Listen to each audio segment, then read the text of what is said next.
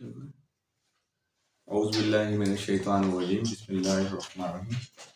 अल्लाह ताला के फजल करम से आज हम दोबारा यहाँ पर जमा हुए हैं कुरान क्लास के अंदर, और आज हमारा मौजू है वो सूरह काफ की हम इंशाल्लाह आखिरी रुकू, तीसरा रुकू 30 नंबर आयत से लेकर और 45 नंबर, टोटल 45 आयत है इस रुकू के अंदर, वो हम इंशाल्लाह आखिरी रुकू मुकम्मल करेंगे। आखिरी आयत जो रुकू है वो 30 नंबर आयत से शुरू होता है, 45 तक जाता है।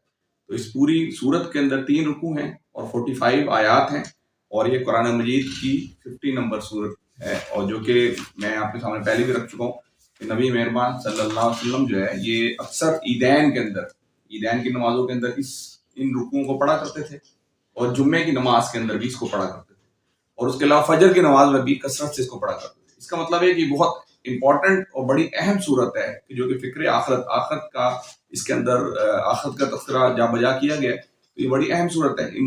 उम्मे हशाम बिन हारसा, ये नबी मेहरबान सल्लल्लाहु अलैहि वसल्लम की एक पड़ोसन थी जो कि उनके साथ ही उनका घर था। तो वही कहते हैं कि मुझे ये सूरत याद ही इसी वजह से हुई कि अल्लाह के नबी सल्लल्लाहु अलैहि वसल्लम अक्सर जो है फजर की नमाज में या जुम्मे की नमाज खुतबे के अंदर इसको पढ़ा करते थे, इस सूरत को पढ़ा करते थे, तो मुझे याद ही इस वजह से हो गई। तो आइए, हम चूंकि पहले तकरीबन वही अफराद हैं और हम पहले इस पर डिस्कशन रुकू पे कर चुके हैं। जो हमारा पहला रुकू, जो हमारा आखिरी रुकू यानी सेकंड लास्ट रुकू जो हमारा क्लोज हुआ था, उसके हम चंद डायलॉग्स जो नबी मेहरबान सल्लल्लाहु अलैहि वसल्लम जो अल्लाह ताला ने हमें बताए हैं, इसके अंदर ये मैंने आपको बताया था कि इंसान जब पैदा होता है तो अल्लाह ताला ने हर इंसान के पैदाइश के साथ ही एक उसका हमजाद जो कि उसके साथ पैदा होता है इस दुनिया के अंदर, जो भी इंसान आता है उसके साथ उसका हमजाद भी आता है, और वो उसकी आजमाइश के लिए, इंसान की आजमाइश के लिए अल्लाह ताला ने वो हमजाद जो है वो शैतान की शक्ल में उसके साथ लगाया हुआ है, जो कि उसको बुरे कामों की तरफ उकसाता है। हमने पढ़ा है नफ्से अम्मारा, नफ्से लव्वामा, नफ्से मुतमइन्ना, ये 2-3 नफ्स की इकसाम हम पहले इस पे डिस्कशन कर चुके। तो अल्लाह ताला नबी हजरत आयशा रज़ियल्लाहु अन्हा एक दफा नबी मेहरबान सल्लल्लाहु अलैहि वसल्लम पूछती कि अल्लाह के नबी, ये जो हमजाद है कि जिसको शैतान का नाम दिया जा रहा है, ये आपके साथ भी है? तो अल्लाह के नबी सल्लल्लाहु अलैहि वसल्लम मुस्कुरा के कहते हैं हाँ मेरे साथ भी है, लेकिन मैंने इसको मुसलमान कर लिया। ठीक है, तो ये हमजाद क्यों लगाया? अब ये देखिए, ये अल्लाह ताला ने इतनी बड़ी जन्नत आपके लिए बनाई हुई है कि जिसको अल्लाह ताला ने आपको देना है। अब हमने देखा है कि जब भी कोई मैनेजर जब अपने साथ कोई असिस्टेंट रखने की कोशिश करता है या सेक्रेटरी तलाश करता है, तो वो पहले आजमाता है, अपने स्टाफ के अंदर से 2-3 बंदों को असाइनमेंट देता है, फिर आजमाता है, फिर जज करता है कि कौन सा बंदा जो है मेरे साथ ज्यादा मुखलिस है, कौन सा बंदा है जो मुझे चीट नहीं कर रहा। उसके बाद वो अपना पर्सनल सेक्रेटरी बना लेता है कि ये बंदा जो है मेरे साथ अब रहेगा। तो इससे अल्लाह ताला ने भी इंसान को चूंकि अशरफुल मखलूकात बनाया और जमीन के ऊपर खलीफा बनाकर भेजा, तो अल्लाह ताला ने खलीफा बनाकर भेजा, उसकी आजमाइश के लिए अल्लाह ताला ने उसके साथ एक हमजाद भी भेजा। अब उसके डायलॉग्स जो कुरान मजीद की हम इस रुकू के दूसरे रुकू के आखिर में जस्ट में वो हम पढ़ लेते हैं, क्योंकि हमारी इस पे पहले डिस्कशन हो चुकी, जो काफी तवील रुकू है, अगर हम पीछे उसको उठाएंगे तो मौजूद से आगे निकल जाएंगे। अभी देखिए, मैं आखिरी 3-4 आयत के अल्लाह ताला फरमाते हैं, ये आयत नंबर 21 कि हर शख्स इस हाल में आ गया उसके साथ एक हाथ लगाने वाला, हाथ से मराद उसको लेके धकेलने वाला, यानी क़यामत का मंजर है, और वो जो हमजाद है वो भी इंसान के साथ आ गया। ये सिर्फ 2-3 आयतों का तर्जुमा पढ़ूंगा, साथ 2-3 मिनट के ऊपर मैं इस पर गुफ्तगू करें। हर शख्स इस हाल, ये जहन्नम का यानी क़यामत का मरहला जिसके अंदर इसको कोड की जा रहा है, हर शख्स इस हाल में आ गया कि उसके साथ एक हाथ लगाने वाला है और एक गवाही देने वाला है। यानी कौन? एक किरामन कातिबीन जो बैठे हैं, एक शख्स है, एक फरिश्ता है कि जिसके हाथ में वो पूरा लेजर है, पूरा रजिस्टर है कि जो उसकी जितनी भी कारगुजारी थी जो उसने दुनिया के अंदर रहते हुए की थी, वो सारी लेजर लेके आ रहा है। और एक जो फरिश्ता है वो जो है वो उसको पकड़ के लेके गवाही देने के लिए आ रहा है कि भाई ये काम जो है इस वक्त करता रहा, इस चीज की तरफ से तू गफलत में था, हमने वो पर्दा हटा, जिस चीज की तरफ तू गफलत में था हमने वो पर्दा हटा दिया, और तेरे आगे पड़ा हुआ था आज तेरी निगाह खूब तेज है। उसके साथी ने अर्ज की, ये कौन सा साथी है? ये वो साथी है जो कि हमजाद है। उसके साथी ने अर्ज की, ये जो मेरी सुपुर्दगी में था हाजिर। अब वो कहेगा जी मैं अल्लाह ताला जो आपने मुझे असाइनमेंट दी थी, जो ड्यूटियां दी थी, मैंने इसको हाजिर कर दिया। अब वो जो है ना वो इंसान से झगड़ेगा, कहेगा भाई अल्लाह ताला इसने तो मुझे बरगलाया। अब उसके डायलॉग्स हम सिर्फ पढ़ लेते हैं, फिर आगे चलेंगे। हुक्म दिया कि फेंक दो जहन्नम में हर कट्टे काफिर को, यानी जो काफिर था, जो हक से अनाद रखता था, जो नाशुक्र था, जो खैर को रोकने वाला था, हक से तजावज करने वाला था, शक में पड़ा हुआ था और अल्लाह के साथ किसी दूसरे को खुदा बनाए हुए बैठा था, अल्लाह ताला ने उसको कहा कि डाल दो उसे सख्त अजाब में। उसके साथी ने अर्ज किया, किसने? उसने अर्ज किया कि खुदावंद मैंने इसको सरकश नहीं बनाया। अब वो अपनी जान छुड़ाने लगा। वो जो हमजाद था, वो जो شیطان تھا. کچھ مفسرین نے اس کو فرشتہ میں کہا ہے کہ یہ فرشتہ تھا، لیکن جو آگے ہمیں اگلی آیات کے اندر جو ڈائلاگس ملتے ہیں، جو اس کی تفسیر میں اس کا جو ترجمہ ملتا ہے، اس سے محسوس ہو رہا ہے کہ ڈاکٹر اسرار صاحب نے بھی اس کا شیطان ترجمہ کیا ہے. مولانا مودودی صاحب چونکہ یہ ان بٹوین چلتے ہیں، انہوں نے دونوں ترجمے جو مفسرین نے فرشتوں کا تذکرہ کیا تھا انہوں نے فرشتہ لکھ دیا، اور یہ بھی لکھ دیا کہ شیطان کے حوالے سے بھی یہ لکھ دی، چونکہ موضوع نہیں ہم پڑھیں گے نہیں. اچھا، اس کے ساتھی نے عرض کیا خداوند میں نے اس کو سرکش نہیں بنایا. وہ کہتا جی اللہ تعالیٰ آپ نے تو مجھے جو اسائنمنٹ دی تھی، جو سرکاری، میں تو سرکاری کارندہ تھا، میری جو ڈیوٹی آپ نے لگائی تھی میں نے تو وہ کی، میں تو اس کو آپ کے حکم کے مطابق اس کو جو ہے اس کو آزمائش میں ڈالے رکھتا تھا. اب وہ میں نے اس کو کبھی بھی ہاتھ سے پکڑ کے نہیں چلایا، بس میں اس کے کان میں وہ لگاتا تھا. ہم پچھلی مرتبہ میں نے ایک بڑا شیطان کا وہ شہد کا ٹکا لگانے والا واقعہ میں آپ کے سامنے لگایا تھا، تو اس نے کہا میں نے تو اس کو نہیں فرق لایا، یہ تو خود اپنی مرضی سے اس نے کام کی. اب آگے چلیے، آگے کیا ہوگا. آگے وہ کہتا ہے کہ عرض کیا خداوند میں نے اس کو سرکش نہیں بنایا بلکہ خود ہی پرلے درجے کی گمراہی میں پڑا ہوا تھا. جواب میں ارشاد ہوا میرے حضور جھگڑا نہ کرو. یہ کون کہہ رہے ہیں؟ اللہ تعالیٰ کہہ رہے ہیں. قال لا تقسموا، کہ جواب میں ارشاد ہوا میرے حضور جھگڑا نہ کرو، میں تو تم کو پہلے ہی انجام بد سے خبردار کر رہا ہوں. یعنی وہ جو جھگڑا کر رہے ہیں آپس میں، وہ کہہ رہے ہیں تم نے کیا، وہ کہتے تم نے کیا، وہ کہتے نہیں خبردار، بس فیصلہ ہو چکا، جو میں نے کہہ دیا وہ بس ہے، ٹھیک ہے.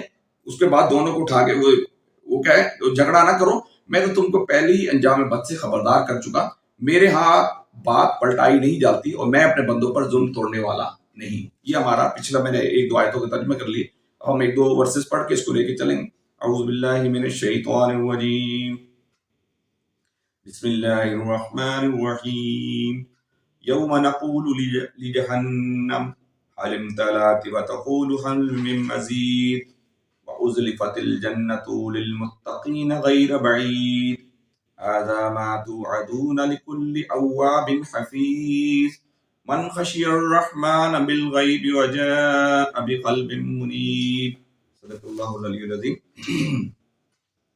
وہ دن جب کہ جہنم سے ہم پوچھیں گے کہ کیا تو بھر گئی. اب آگے چونکہ ان کی ڈائلاگ ختم ہو گئی ان کے آپس میں، اب اللہ تعالیٰ نے کہا وہ دن جب کہ ہم جہنم سے پوچھیں گے کہ تو بھر گئی، تو وہ کہے گی کیا کچھ اور ہے، اور جنت متقین کے قریب لے آئی جائے گی، کچھ بھی دور نہ ہوگی. ارشاد ہوگا یہ ہے وہ چیز جس کا تم سے وعدہ کیا جاتا تھا. ہر اس شخص کے لیے جو بہت رجوع کرنے والا اور بڑی نگہداشت کرنے والا تھا، جو بے دیکھے رحمان سے ڈرتا تھا اور جو دل گرویدہ لیے ہوئے آیا ہے. رب اشرح لی صدری ویسر لی امری واحلل عقدۃ من لسانی یفقہوا قولی. عزیزان گرامی، ہم نے پچھلے دو رکوع الحمدللہ کافی تفصیل دیکھ لیے. اب یہ یہاں پر جو تذکرہ کیا جا رہا ہے ان جہنمیوں کو کیا جا رہا ہے. فیصلہ ہو چکا ہے، لوگ آ گئے ہیں، اس سے سارے نام اعمال سامنے آ چکے ہیں. یعنی حق و باطل جو تھا، جو دائیں بازو والے تھے وہ الگ ہو گئے ہیں، بائیں بازو والے الگ ہو گئے ہیں، جنت میں جانے والے الگ ہو گئے ہیں، جہنم میں جانے والے الگ ہو گئے. اب اللہ تعالیٰ جہنم سے، یعنی کیونکہ اللہ تعالیٰ جو ہے وہ پوری قدرت رکھتا ہے کہ یہ جہنم، یہ اب یہاں جو مجازی طور پر نہیں بتایا جا رہا، یہ ہو سکتا ہے کہ اللہ تعالیٰ کی جتنی مخلوقات ہیں وہ اللہ سے ہم کلام ہو سکتا ہے، کیونکہ وہ اعلیٰ کل شیء قدیر، وہ قدرت رکھتا ہے ہر چیز سے بات کرنے کی. اب یہ جہنم سے اللہ تعالیٰ کہہ رہے ہیں وہ دن جب کہ ہم جہنم سے پوچھیں گے کیا تو بھر گئی، تو وہ کہے گی کیا کچھ اور ہے. یہاں جو مولانا مودودی رحمۃ اللہ نے دو ترجمے کیے، ایک تو یہ کہ جہنم کہے گی کہ اللہ تعالیٰ یہ تو میں تو فل نک و نک ہو چکی ہوں، اب میرے اندر گنجائش نہیں ہے، میں تو فل بھر گئی ہوں. اور دوسرا وہ کہتے ہیں ہو سکتا ہے کہ اس طرح بھی ہو سکتا ہے کہ وہ کہے کہ جہنم کہے گی کہ کچھ اور ہے، جو جنات ہیں، جو انسان جن جو بھی بچ گئے ہیں، اور لے میرے اندر بھی مزید جگہ ہے، بہت کیپیسٹی ہے، میں مزید کو بھر سکتی ہوں. آگے چلیے. وَأُزْلِفَتِ الْجَنَّةُ لِلْمُتَّقِينَ غَيْرَ بَعِيدٍ، اور جنت متقین کے قریب لے آئی جائے گی، کچھ بھی دور نہیں. اب یہاں متقین یعنی جہنمی کو ٹھکانہ اللہ تعالیٰ نے بتا دیا. اب یہاں متقین سے ایڈریس کر کے اللہ تعالیٰ فرما رہے ہیں وَأُزْلِفَتِ الْجَنَّةُ لِلْمُتَّقِينَ غَيْرَ بَعِيدٍ، اور جنت متقین کے قریب لے آئی جائے گی. یعنی جنت ایسے آ جائے گی بالکل سامنے، جیسے انسان دیکھ رہا ہے. ٹھیک ہے. هَذَا مَا تُوعَدُونَ لِكُلِّ أَوَّابٍ حَفِيظٍ. اواب کہتے ہیں دیکھیے ارشاد ہوگا یہ وہ چیز ہے کہ جس کا تم سے وعدہ کیا جا سکتا ہر اس شخص کے لیے جو بہت رجوع کرنے والا. اواب کہتے ہیں رجوع کرنے والا، اواب کہتے ہیں رجوع کرنے والا اور بڑی نگہداشت کرنے والا. اب یہاں پر تھوڑا سا غور کیجیے گا. اواب کا جو مطلب ہوتا ہے یعنی اللہ تعالیٰ کو وہ شخص بڑا پسند ہے جو گناہ اگر اس سے سردرد ہوتے فوراً رجوع کرے، فوراً پلٹے. اللہ تعالیٰ کہتا ہے کہ جو انسان مجھ سے میری طرف پلٹتا ہے، میری طرف ایک ہاتھ آتا ہے میں دو ہاتھ بڑھ کے جاتا ہوں، میری طرف ایک چل کے آتا ہے، میں لپک کے جاتا ہوں. تو اللہ تعالیٰ یہاں پر یہ فرما رہے ہیں کہ ھذا ما توعدون لکل اواب حفیظ. اواب کہتے ہیں رجوع کرنے والا، یعنی نافرمانی اور خواہشات نفس کی پیروی کا راستہ چھوڑ کر وہ اطاعت اور اللہ کی رضا جوئی کا راستہ اختیار کرنے والا، وہ ساری چیزیں کرنے والا ہوتا ہے. اور حفیظ، اواب حفیظ، اور نگہداشت کرنے والا. اب یہاں نگہداشت کرنے سے مراد ہے کہ اللہ تعالیٰ نے جو اس کو امانتیں دے رکھی ہیں، اللہ تعالیٰ نے انسان کو بہت ساری امانتیں دے رکھی، کیونکہ اللہ تعالیٰ نے انسان کو یہاں خلیفۃ الارض بنایا، اپنا خلیفہ بنایا. خلیفہ کچھ اتھارٹیز دی ہوتی ہیں، ایسی ہے نا. میں نے آپ کو، اگر میں کسی بندے کو چارج دیتا ہوں کہ بھائی تم میری جگہ یہ کام کرو گے، اس کا مطلب میں جب میرے پاس جو اتھارٹیز ہوں گی تو پھر میں اس کو کام کروں گا. تو اللہ تعالیٰ نے جب انسان کو خلیفہ بنایا تھا تو اللہ تعالیٰ قرآن مجید کے سورہ احزاب کے اندر فرماتے ہیں کہ وہ حملہ الانسان، کہ ہم یعنی جو ذمہ داری تھی، یہ جو امانتوں کی ذمہ داری، اللہ تعالیٰ نے ہمیں مختلف امانتیں دے رکھی ہیں. ہم امانتوں پہ ڈسکشن کر لیتے ہیں. اللہ تعالیٰ نے ہمیں حقوق، یعنی جو مختلف حقوق ہیں یہ امانت کے طور پہ دیے ہوئے. عہد و پیمان یہ امانت کے طور پہ دیے ہوئے. اوقات کار میں کس طرح صرف کروں یہ امانت کے طور پہ اللہ تعالیٰ نے دیے ہوئے. یعنی مومن بندہ جو ہوتا ہے، متقی بندہ جو ہے، ہر وقت ہر آن اس فکر میں رہتا ہے کہ میرا کوئی ٹائم جو ہے غلط کام میں خرچ نہ ہو جائے، میں کوئی کسی غلط کام کے اندر کوئی عہد و پیمان توڑ نہ بیٹھوں، میں جو ہے کوئی حقوق کسی کا پامال نہ کر بیٹھوں. مجھے جو قوت دی گئی ہے، قوت جو آپ کے دی ہے، اس کی فکر میں رہتا ہے. مجھے جو طاقت دے رکھی ہے میں اس کو غلط کام میں انجام نہ دوں. اب یہ دیکھیے، ہم نے سورہ نمل کے اندر حضرت سلیمان علیہ السلام کے وہ پڑھے تھے ڈائلاگ. کیا تھے؟ حضرت سلیمان علیہ السلام نے اللہ تعالیٰ کو کیا کہا تھا؟ جی، حضرت سلیمان علیہ السلام کو طاقت دی تھی تو حضرت سلیمان علیہ السلام نے کیا کہا تھا اللہ تعالیٰ کو؟ جس طاقت کو ہے اس کا صحیح استعمال کرے اور جسٹس کرنے کے لیے. ہاں، یعنی حضرت سلیمان علیہ السلام نے کہا تھا کہ اللہ تعالیٰ تو نے جو مجھے طاقت دی ہے اس کا صحیح استعمال کرنے کی توفیق عطا فرما اور ناشکری سے بچنے کی توفیق عطا. میں تیرا ناشکری نہ کروں بلکہ تیری شکر گزاری بنوں. تو اس کا مطلب ہے یہ اللہ تعالیٰ نے جو امانت دے رکھی ہے، حقوق کی شکل میں آپ کو امانت دے رکھی ہے، عہد و پیمان کی شکل میں امانتیں دے رکھی ہیں. اوقات کار، یہ آپ کو جو ٹائم دیا گیا ہے اس کی آپ سے پوچھ گچھ کی جائے گی. جب بیٹھے رہتے ہیں نا، کئی گھنٹہ بیٹھے رہے ہیں فیس بک، واٹس ایپ، لا یعنی گفتگو، لا یعنی چیزوں پہ لگے ہیں نا. اللہ تعالیٰ ایک سیکنڈ کا، ایک منٹ کا حساب کتاب، یہ اس کے بارے میں آپ سے وہ باس پرس کی جائے گی. آپ کی محنت کس سمت جا رہی ہے، کس سمت آپ محنت لگے. تو مومن جو ہے اس کی نگہداشت کرتے ہیں، کیئرنگ ہوتا ہے. مومن جو ہے وہ کیئرنگ ہوتا ہے، ہر وقت اس کو کیئر اس کے ذہن میں ہوتا ہے کہ کہیں میں غلط قدم تو نہیں اٹھا رہا. یعنی دیکھیے، ایک بات آ گئی. ایک صحابی، انہوں نے کسی کو قرض دیا ہوتا ہے تو وہ جاتے ہیں، یعنی وہ جاتے ہیں، ان کے ساتھ کوئی اور بھی شخص ہوتا ہے، وہ جاتے ہیں قرض واپس لینے جاتے ہیں. تو وہ بندہ ذرا باہر نکلنے میں تھوڑا ٹائم لگا دیتا ہے. جس بندے سے قرض واپس لینا تھا وہ قرض باہر نکلنے میں ٹائم لگا دیتا ہے. تو وہ جو دوسرا شخص ہوتا ہے وہ اس کی چھاؤں میں، گھر کی چھاؤں میں کھڑا تھا. لیکن وہ جو صحابی تھے وہ اس کی چھاؤں میں نہیں کھڑے تھے. کہتے ہیں اللہ تعالیٰ کا یہ نہ سمجھے کہ میں قرض دے کے اس کی چھاؤں میں کھڑا ہو گیا. اتنی وہ پرہیز کیا کرتے تھے، اتنا خیال کیا کرتے تھے. تو اس کا مطلب ہے آپ کی محنتیں، آپ کی کوششیں، ہر وقت انسان جو ہے نگہداشت میں رہتا ہے، کیئرنگ میں رہتا ہے کہ کوئی میں ایسا قدم نہ اٹھاؤں کہ جو غلط کام کی طرف چلا جائے. ٹھیک ہے. اواب حفیظ، من خشی الرحمن، کہ جو بے دیکھے رحمان سے ڈرتا ہے.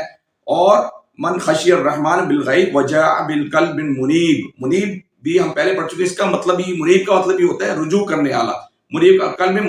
قلب سلیم. اللہ تعالیٰ کہتا ہے کہ وہ جو رحمان سے بے دیکھے ڈرتا ہے اور قلب سلیم لے کے میرے پاس آیا ہے، اس کے لیے اللہ تعالیٰ نے پھر فرمایا کہ داخل ہو جاؤ. ادخلوها بسلام ذالک یوم الخلود، کہ داخل ہو جاؤ جنت میں سلامتی کے ساتھ. وہ دن حیات ابدی کا دن ہوگا اور وہاں ان کے لیے وہ سب کچھ ہوگا جو وہ چاہیں گے. ٹھیک ہے. یعنی جنت، یہ جو فائنل ڈیسٹینیشن، مومن کی فائنل ڈیسٹینیشن کیا ہے؟ جنت ہے. اس کی ڈیسٹینیشن جب اس کا ڈیسیژن ہو جائے گا تو وہ جنت ایسی جنت ہوگی کہ جس کے اندر جانے کے بعد کوئی بندہ واپس نہیں نکلے گا. ہمیشہ کے لیے اس کو جنت عطا کر دی جائے گی. وہاں ان کے لیے وہ سب کچھ ہوگا جو وہ چاہیں گے. ما یشاؤون فیہا ولدینا مزید. اب یہ جنت کے اندر 2-3 چیزیں اور بتائی جا رہی ہیں. مزید یعنی وہ کہتے ہیں کہ جنت کے اندر وہ ساری چیزیں ملیں گی جو آپ چاہیں گے. جنت کے اندر 3 کیٹیگریز ہوں گی. ایک وہ کیٹیگری ہوگی نفس انسانی میں جو داعیات ہیں، کہ نفس انسانی جو ڈیمانڈ کرتا ہے کہ میرے لیے یہ بہت اچھی گاڑی ہونی چاہیے، میرے لیے بہت، ہر انسان کی اپنی مینٹل اپروچ ہے نا.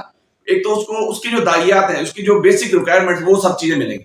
نمبر 2 پہ وہ شخص ہوں گے جو کہ اپنی کیپیبلٹی کے مطابق، اپنی سوچ کے مطابق مانگیں گے. ایک دیہاتی ہے، اس نے دیہات کے مطابق مانگنا ہے کہ اللہ تعالیٰ مجھے کھیت مل جائے، اللہ تعالیٰ مجھے گائے مل جائے. اس کو اس کی سوچ ایک فلسفی ہے، اس نے اپنی سوچ کے مطابق چیز مانگ لی. اور اس کے علاوہ جو ہے ایک عالم و فاضل ہے، اس کی ایک اپنی سوچ ہوگی، اس کو ہر چیز جنت کے اندر ملے گی جو وہ سوچے گا. اچھا، ایک وہ لوگ ہوں گے جو کہ اللہ کی رضا کے علاوہ کچھ نہیں مانگیں گے. وہ کہیں گے اللہ تعالیٰ بس تیرا دیدار چاہیے، مجھے تیرا دیدار چاہیے، مجھے اور کچھ نہیں چاہیے. 3 قسم کے لوگ ہوں گے. ایک تو اس کی داعیات جو تھی کامن لوگ تھے ان کو سب کچھ مل گیا. دوسرے وہ لوگ تھے جو اسپیشلسٹ تھے, ان کا اپنا ایک مزاج تھا, اپنی سوچ تھی, اس کو بھی مل گیا. اب تیسرے ایک ایسے بھی لوگ ہوں گے جنت کے اندر جو کہیں گے اللہ تعالیٰ بس ہمیں تیرا دیدار چاہیے, ہمیں تیرا دیدار چاہیے. دیکھیں رابعہ بصری کا ایک قول کہ رابعہ بصری ایک دفعہ جناب اپنے ہاتھ میں ایک لوٹا انہوں نے پکڑا ہوتا ہے اور ایک مشل پکڑی ہوتی ہے. ایک ہاتھ میں لوٹا ہوتا ہے پانی سے بھرا ہوا اور ایک ہاتھ میں مشل ہوتی ہے.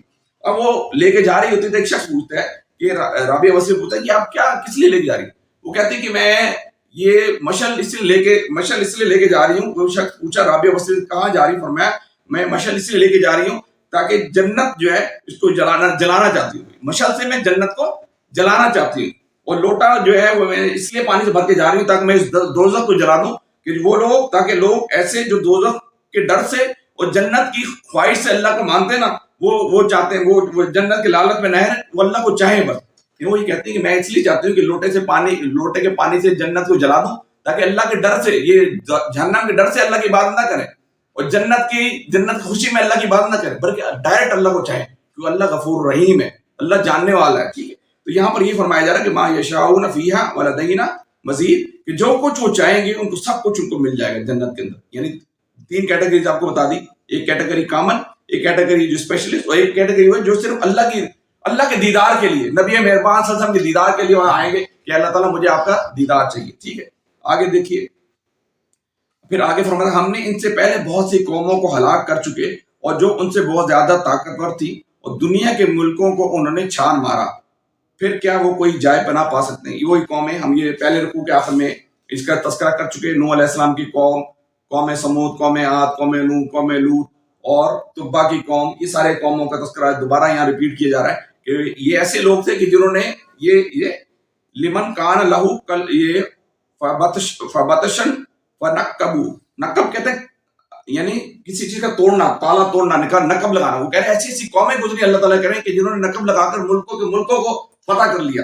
تو اللہ تعالیٰ فرماتے ہیں پھر کیا کوئی جائے پناہ پائے گا؟ وہ بہت زیادہ طاقتور تھی اور دنیا کے ملکوں کو انہوں نے چھان مارا تھا, پھر کیا وہ کوئی جائے پناہ پا سکتے ہیں؟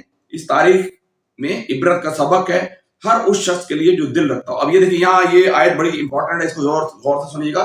ان فی ذالک لذکر لمن کان لہ قلب والقی السمع وهو شہید.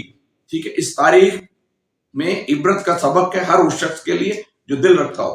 اچھا یہ یہاں ہم نے آپ کو یاد ہوگا سورہ نمل کے اندر پڑھا تھا, مینجمنٹ کے اصول کے اندر ایک مینیجر کا یہ بھی اصول تھا جو یہاں پر بتایا جا رہا ہے.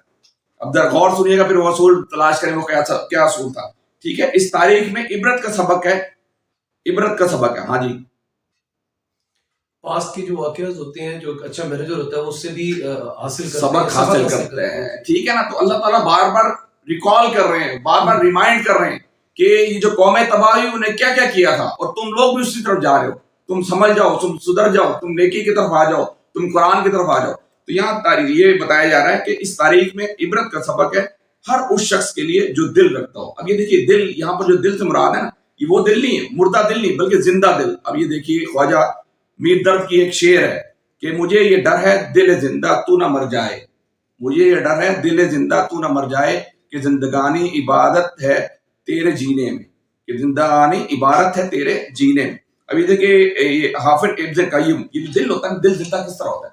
جب انسان اس قرآن کے مطابق اپنی زندگی کو ڈھالتا ہے نا تو اس کا دل زندہ رہتا ہے, اس کے دل کے اندر ایک پوٹینشیل رہتی ہے. اس کے دل حافظ ابن قیم ایک بڑا زبردست انہوں نے ان کا قول نقل فرماتے ہیں کہ کچھ لوگ کہتے ہیں کہ کچھ لوگ ایسے ہوتے ہیں جب وہ قرآن کو پڑھتے ہیں نا تو ایسا لگتا ہے کہ قرآن مصحف پہ نہیں بلکہ ان کے دل پہ اتر رہا ہے. کچھ لوگ جب قرآن پڑھتے ہیں تو ایسے پڑھتے ہیں ایسا لگتا ہے کہ قرآن مصحف کہتے ہیں قرآن مجید کو, قرآن مصحف پہ نہیں لکھا بلکہ ان کے دل کے اوپر لکھا. سبحان اللہ, ان کے دل کے اوپر لکھا ہوا ہے اور وہ بلکہ ان کے قلب پہ لکھا ہوا ہے اور وہاں سے پڑھ کر وہ سنا رہے ہیں. یعنی ان کا ایک ہم آہنگی ہوتی ہے, ان کی ایک ردم ہوتی ہے, وہ اس طرح چلتے ہیں, زبردست طریقے چلتے ہیں. قرآن کو پڑھتے ہوئے کچھ لوگوں کا کیا سمپیتھک وائبریشن جو ہوتی ہے, جس کی فطرت صحیح ہوتی ہے, جو اندر سے قلب سلیم لے کے آتا ہے, جو اندر سے پاک دل رکھتا ہے, وہ مردہ نہیں ہوتا. اس کے بارے میں ہم انشاءاللہ یہ جو اس رکوع کا اسٹارٹ تھا وہ ہم نے کیا تھا قرآن مجید سے, اور اس رکوع کا یعنی سورت کا آغاز جو تھا وہ قرآن مجید سے کیا گیا اور سورت کے اختتام بھی قرآن مجید پہ. اس پہ ہم انشاءاللہ فارسی کا ایک شعر ہے علامہ اقبال کا, وہ پڑھیں گے تو اس کو پھر ہم آگے سمجھنے کی کوشش کریں. ایک شعر شکوہ کے اندر, شکوہ جواب شکوہ جو علامہ اقبال کی ایک بڑی زبردست نظم ہے، تو ذرا چھیڑ نہ دے، تو ذرا چھیڑ نہ دے تشنہ مضراب ساز، تو ذرا چھیڑ نہ دے تشنہ مضراب ساز، نغمے بیتاب ہیں تاروں سے نکلنے کے لیے. یعنی انسان کے اندر جب خالص ہوتا ہے نا، انسان کے اندر جب قرآن ہوتا ہے نا، تو وہ بعض کا چھوٹی سی بات ہو رہی ہے جس کو رونا آ رہا ہوتا ہے. ایسے آپ دیکھیں اگر آپ حج پہ جائیں تو آپ وہاں دیکھتے ہیں کہ بھائی وہاں جو ہے نا وہ دعا کر رہے ہوتے ہیں اور وہاں جو ہے نا لوگ رو رہے ہوتے ہیں آنسو سے، اور امام بعض کا بڑی زبردست دعا مانگ رہے تھے، لیکن کچھ لوگوں کو ذرا فرق نہیں پڑ رہا. تو یہ دل جو ہے دل کس وقت صاف ہوگا جب آپ اس قرآن کو سمجھنے کی کوشش کریں گے. ہم آگے جائیں گے، قرآن خود اپنی بات خود بتا رہا ہے آگے. ہم اب آگے فرماتے ہیں اس تاریخ میں عبرت کا سبق ہے ہر اس شخص کے لیے جو دل رکھتا ہو یا توجہ سے بات سنے. اب یہ دوسری بات یہاں پر بتائی جا رہی ہے، وَأَلْقِيَ السَّمْعَ وَهُوَ شَهِيدٌ، کہ جو توجہ سے بات سنے. اگر آپ کا دل، آپ سمجھتے ہیں کہ آپ کی دل کے اندر وہ کیفیت پیدا نہیں ہوئی، اگر آپ یہ سمجھتے ہیں آپ کا دل جو ہے نا وہ اس بات پہ راضی نہیں ہو رہا، تو آپ وہ اللہ تعالیٰ پھر آگے بتا رہے گا تو آپ کا دل اس پہ نرم نہیں ہو رہا، آپ کا دل سمجھتے ہیں کہ آپ کے اس پہ نہیں آ رہا، تو آپ آگے اگلے بتائیں یا تو توجہ سے بات سنو. پھر یہ کہ اگر آپ کا دل اس طرف نہیں آ رہا نا تو آپ توجہ سے قرآن کی بات سنیں، توجہ سے قرآن کو سمجھنے کی کوشش کریں، توجہ سے قرآن پہ تدبر کریں. اچھا بھی دیکھیں ہماری بدقسمتی یہ ہے کہ ہمارے یہاں دو قسم کے لوگ، یہاں پر دو قسم کے لوگ ہیں. ایک وہ لوگ ہیں جو کہ مفکرین ہیں، جنہوں نے بڑا زبردست یعنی قرآن کو سمجھنے کا طریقہ کار ہے کہ آپ ذکر بھی کریں اور فکر بھی کریں، یعنی ذکر بھی کریں اور تدبر بھی کریں. یہ دونوں کام ہوں گے تو قرآن آپ کے دل کے اندر جائے گا. یہ بڑا زبردست پوائنٹ ہے، ذرا غور کیجیے گا کہ قرآن کو سمجھنے کے لیے آپ کے پاس دو چیزیں ہیں، دونوں چیزیں ساتھ ہوگی تو پھر قرآن سمجھ آئے گا.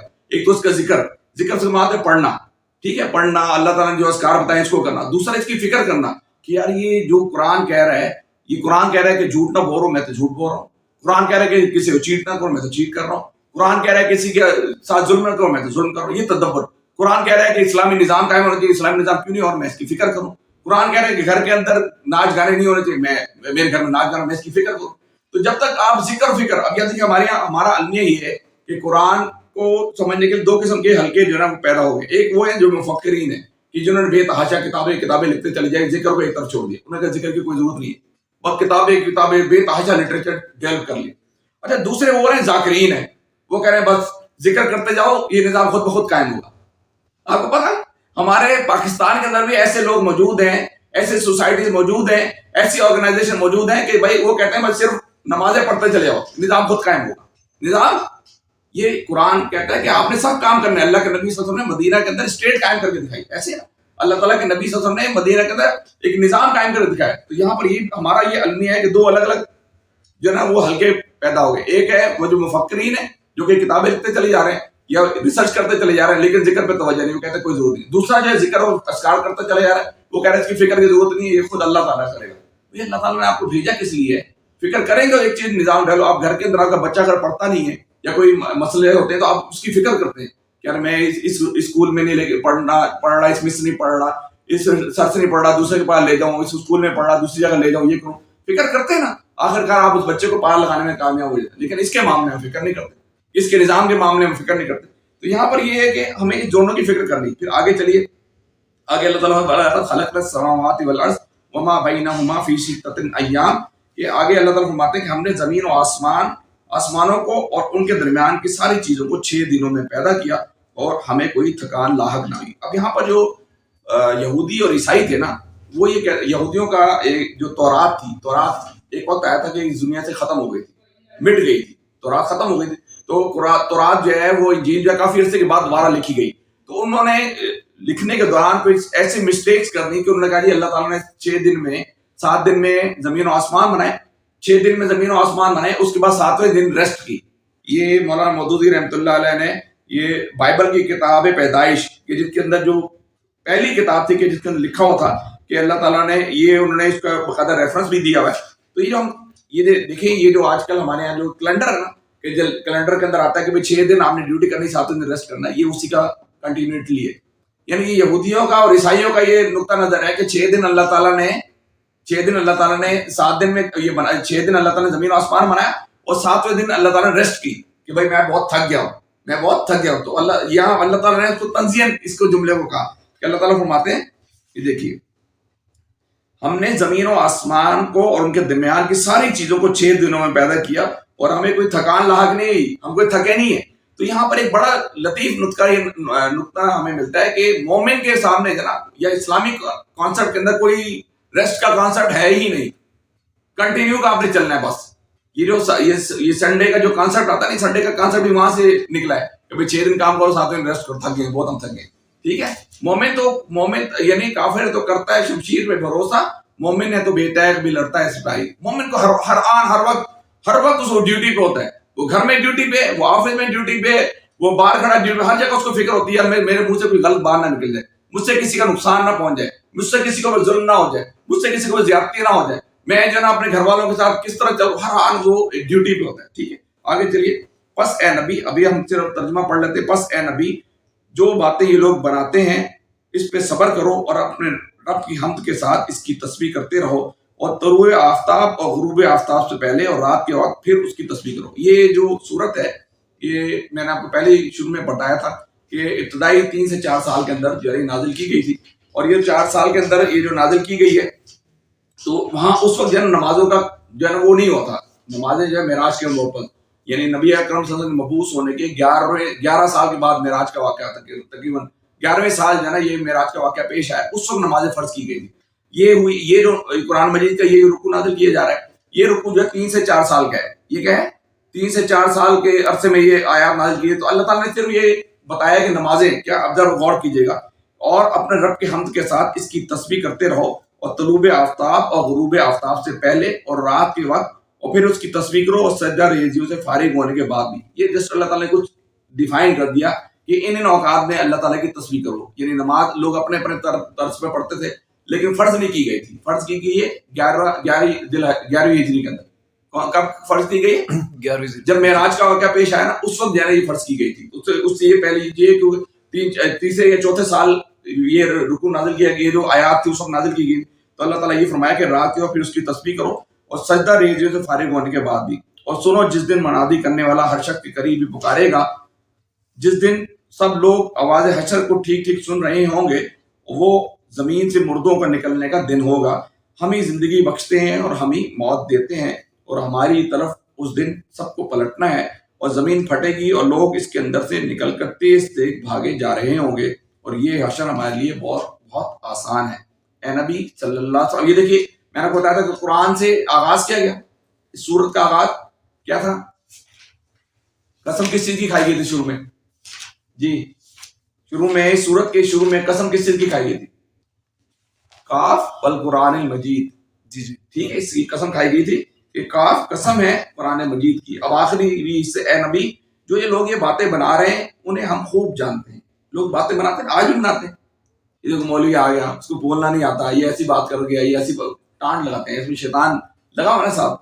اے نبی جو لوگ یہ باتیں بنا رہے ہیں اسے انہیں ہم خوب جانتے ہیں. تمہارا کام ہے ان سے جبرن بات نہیں بنوانا, تمہارا کام ان سے جبرن بات نہیں بنوانا.